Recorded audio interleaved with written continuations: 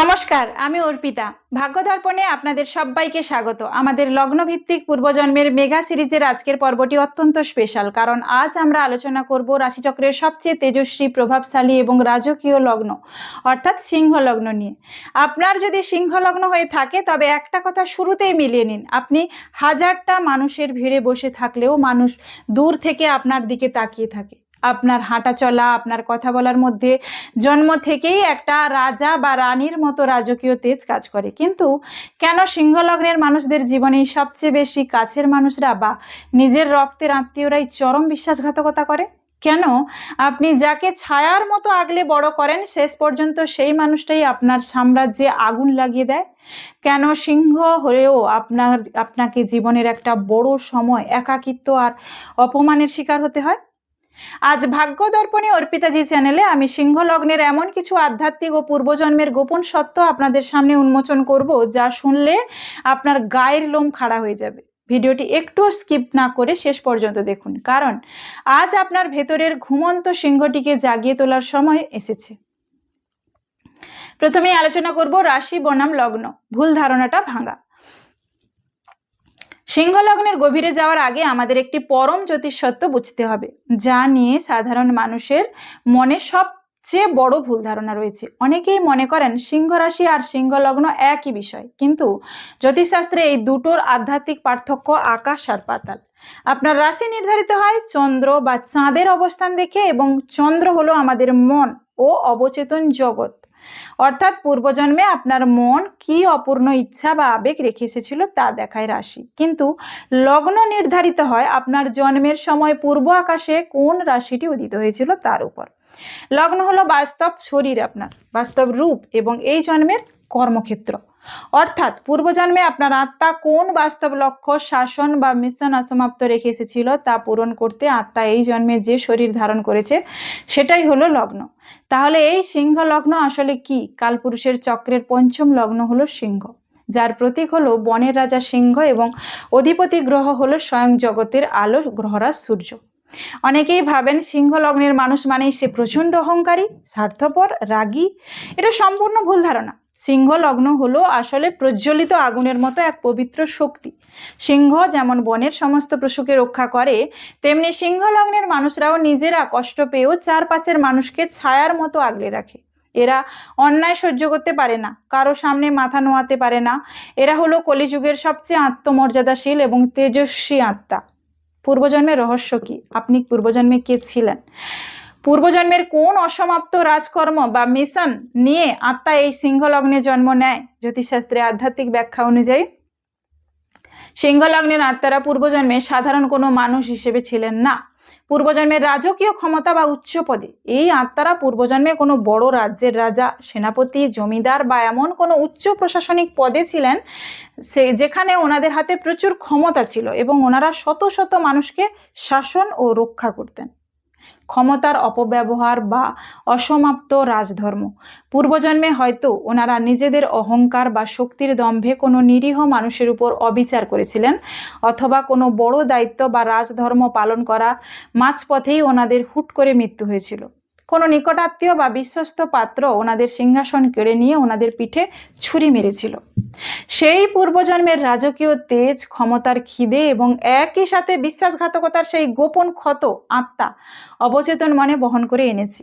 তাই এই জন্মেও এরা কারো অধীনে কাজ করতে পারে না। জন্ম থেকেই এরা চালকের আসনে বসতে চায়। সিংহ লগ্নের 3টি বাস্তব লক্ষণ এবং অদ্ভুত ক্ষমতা কি? আপনারা যারা ভিডিওটি দেখছেন, যদি আপনার সিংহ লগ্ন হয় তবে মিলিয়ে দেখুন তো এই 3টি অদ্ভুত ক্ষমতা আপনার মধ্যে আছে কিনা। 1.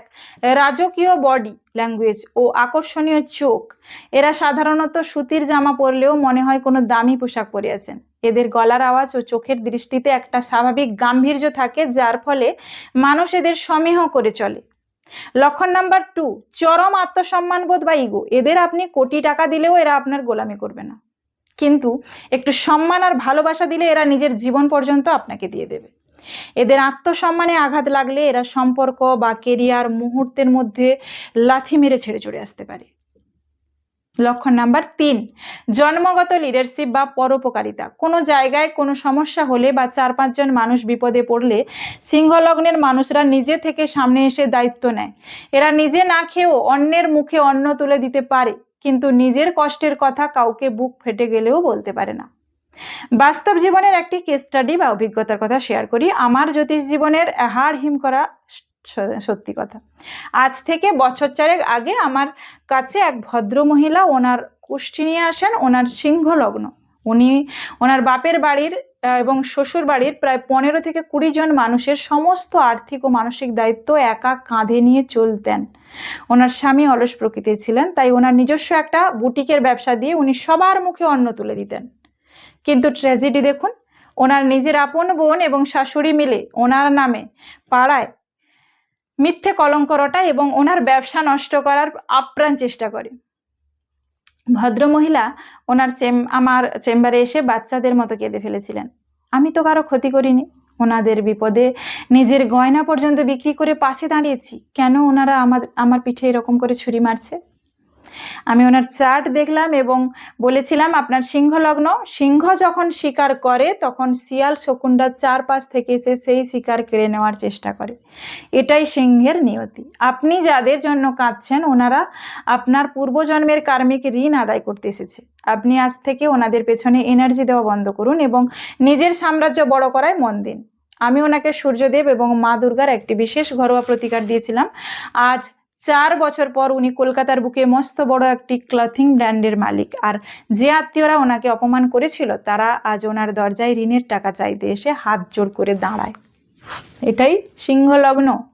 এদের খাঁচায় বন্দি করে রাখা যায় না, এরা নিজের ভাগ্য নিজের তেজে লিখে নেয়। এবার আসবো সিংহ লগ্নের 4টি মূল স্তম্ভ নিয়ে আলোচনায়। প্রেম এবং বৈবাহিক জীবন, লাভ অ্যান্ড ম্যারিড লাইফ।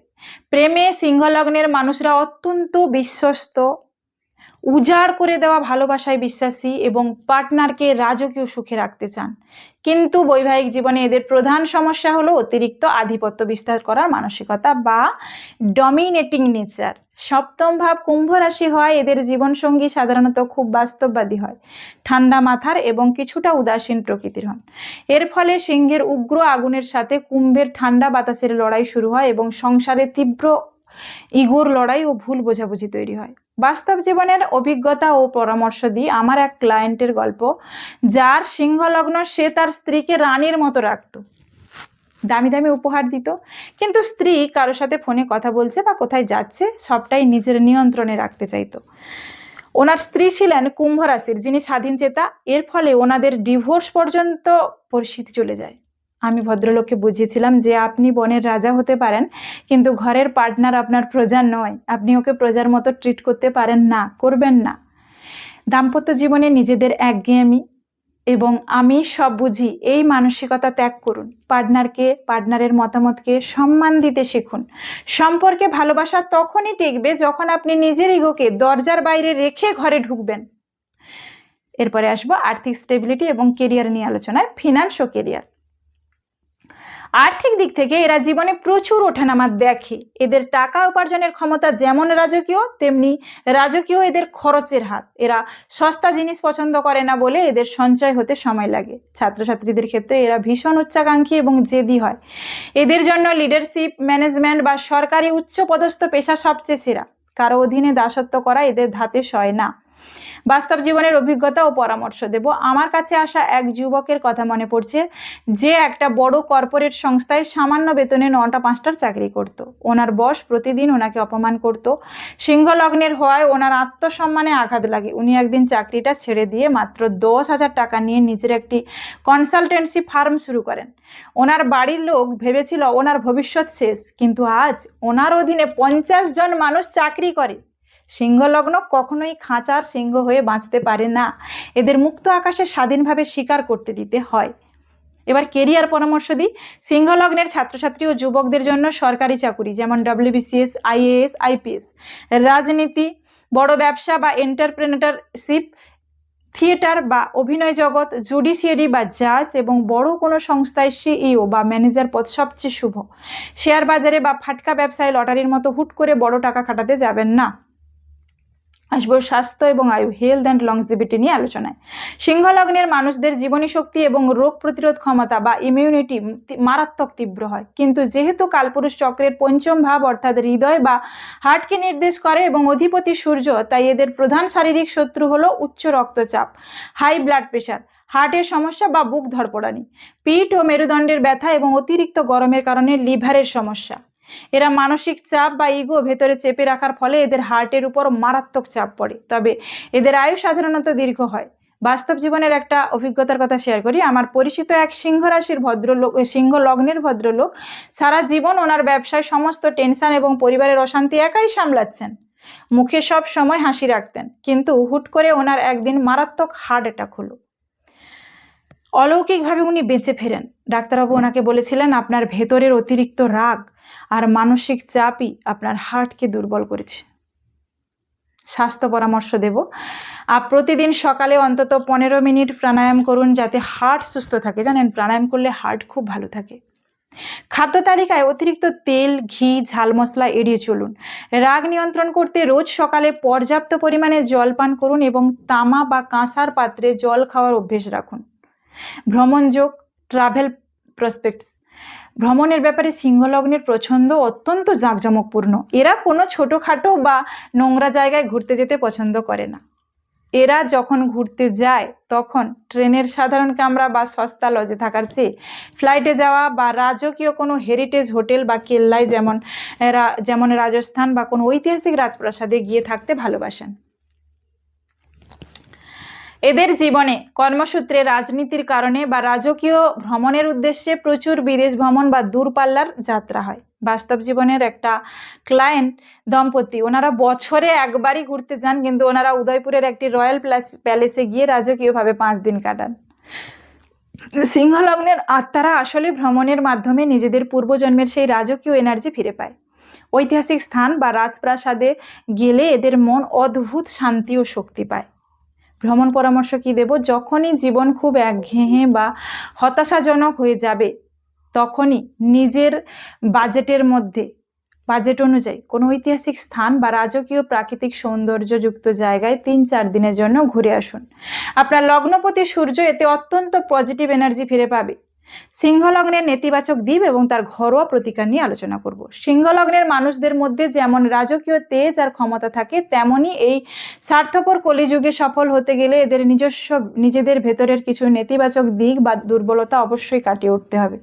যেমন অতিরিক্ত ইগো বা আত্ম অহংকার, হুট করে রেগে যাওয়া, অন্যকে নিজের নিয়ন্ত্রণে রাখার অন্ধ জেদ এবং নিজের দুঃখ বা একাকিত্ব কাউকে না বলতে পারা। সিংহলগ্নের মানুষেরা রেগে গিয়ে হিতাহিত জ্ঞান হারিয়ে ফেলেন, যার ফলে এদের তৈরি করা কাজ বা সুন্দর সম্পর্ক নিমেষে ছারখার হয়ে যায়।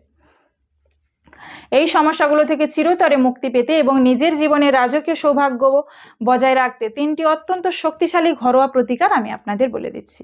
সূর্যকে অর্ঘ্য প্রদান করুন ও গায়ত্রী মন্ত্র জপ করুন। সিংহলগ্নের একমাত্র লগ্নপতি হলেন স্বয়ং প্রত্যক্ষ সূর্যদেব। তাই প্রতিদিন সকালে স্নান সেরে একটি তামার পাত্রে বা ঘটিতে সামান্য জল, লাল চন্দন এবং একটি লাল ফুল নিয়ে উদীয়মান সূর্যদেবকে অর্ঘ্য অর্পণ করুন। জল দেওয়ার সময় মনে মনে অন্তত 108 বার গায়ত্রী মন্ত্র জপ করুন। এটি আপনার ভেতরের অতিরিক্ত উগ্র রাগ বা ইগোকে শান্ত করে আপনার সঠিক সিদ্ধান্ত নেওয়ার তেজ প্রদান করবে। তামার ধাতুর ব্যবহার, সিংহলগ্নের জন্য তামা বা কপার অত্যন্ত শুভ একটি ধাতু। আপনার ডান হাতের অনামিকা বা রিং ফিঙ্গারে একটি খাঁটি তামার আংটি ধারণ করুন। এছাড়া সারাদিন তামার পাত্রে রাখা জল খাওয়ার অভ্যেস করুন। এটি আপনার লগ্নপতিকে অসম্ভব শক্তিশালী করে তুলবে, যার ফলে আপনার মান সম্মান ও সামাজিক প্রতিষ্ঠা বহু গুণ বেড়ে যাবে। পিতা ও পিতৃস্থানীয় ব্যক্তিদের সম্মান করা। জ্যোতিষে সূর্য হলেন পিতার কারক গ্রহ। সিংহলগ্নের মানুষরা যদি নিজের জীবনে চরম উন্নতি করতে চান, তবে কোনোদিন নিজের বাবার মনে কষ্ট দেবেন না বা ওনার সাথে তর্ক করবেন না। প্রতিদিন সকালে ঘর থেকে বেরোনোর আগে বাবা এবং বাড়ির গুরুজনদের পা ছুঁয়ে প্রণাম করুন, ওনাদের আশীর্বাদ নিন। আপনার কুষ্টির 1000টা দোষ এক ফুঁয়ে উড়িয়ে দিতে পারে। তাই পরিশেষে সিংহলগ্নের আমার সমস্ত তেজস্বী ভাই ও বোনেদের উদ্দেশ্যে একটাই কথা বলবো, আপনাদের এই রাজকীয় স্বভাব, এই তেজ এবং একাকিত্ব কোনো অহংকার নয়। এটি আসলে পূর্বজন্মের সেই অসমাপ্ত রাজধর্ম বা বীরত্ব, যা ঈশ্বর এই কলিযুগেও আপনার আত্মার মধ্যে বাঁচিয়ে রেখেছেন। আপনি এসেছেন এই সমাজকে পথ দেখাতে, মানুষের বিপদে নেতার মতো ঢাল হয়ে সামনে দাঁড়িয়ে তাদের রক্ষা করতে। নিজের ইগোকে একটু শান্ত করে চারপাশের মানুষকে ভালোবাসতে শিখুন, আর নিজের একাকিত্বকে নিজের শক্তি বানান। সূর্যদেবের কৃপায় পৃথিবীর কোনো অন্ধকারই আপনার এই রাজকীয় তেজকে কোনো দিনও গ্রাস করতে পারবে না। আপনি জীবনে রাজত্ব করবেনই। আজকের ভাগ্যদর্পণে অর্পিতাজি চ্যানেলের এই বিশেষ বিশ্লেষণ আপনাদের কেমন লাগলো? আপনার কি সিংহ লগ্ন? আমার বলা এই বাস্তব লক্ষণ, পূর্বজন্মের রাজকীয় রহস্য এবং ওকালতি বা ব্যবসার কেস স্টাডির সাথে আপনার নিজের জীবন কতটা মিলল তা নিচে কমেন্ট বক্সে অবশ্যই আমায় লিখে জানান। আপনাদের সুন্দর সুন্দর কমেন্ট কিন্তু আমাকে পরবর্তী ভিডিও বানানোর জন্য অনেক বেশি এনার্জি আর অনুপ্রেরণা দেয়। ভিডিওটি ভালো লেগে থাকলে একটি লাইক করতে ভুলবেন না, এবং আপনার চেনা সমস্ত সিংহলগ্নের বন্ধুদের সাথে এই ভিডিওটি প্রচুর শেয়ার করুন, যাতে ওনারাও নিজেদের ভেতরের এই অদ্ভুত রাজকীয় ক্ষমতাকে চিনতে পারেন। আর হ্যাঁ, আমাদের এই 12টি লগ্নের পূর্বজন্মের মেঘা সিরিজের পরবর্তী পর্ব আসতে চলেছে রাশিচক্রের সবচেয়ে বুদ্ধিমতী, গোছানো এবং নিখুঁত লগ্ন কন্যা লগ্নের উপর। পূর্বজন্মের কোন অসমাপ্ত হিসেব নিকেশ বা অধরা কোন দায়িত্ব আপনাকে কন্যা লগ্নে এনেছে তা জানতে এবং সেই ভিডিওটি সবার আগে দেখতে এখনই আমাদের ভাগ্যদর্পণে অর্পিতাজি চ্যানেলটি সাবস্ক্রাইব করে পাশে থাকা বেল আইকনটি চেপে অল নোটিফিকেশনটি অন করে রাখুন। ভালো থাকুন, সুস্থ থাকুন, সবসময় পজিটিভ ভাবুন। ঈশ্বর আপনাদের মঙ্গল করুন। দেখা হচ্ছে ঠিক পরের ভিডিওতে। নমস্কার।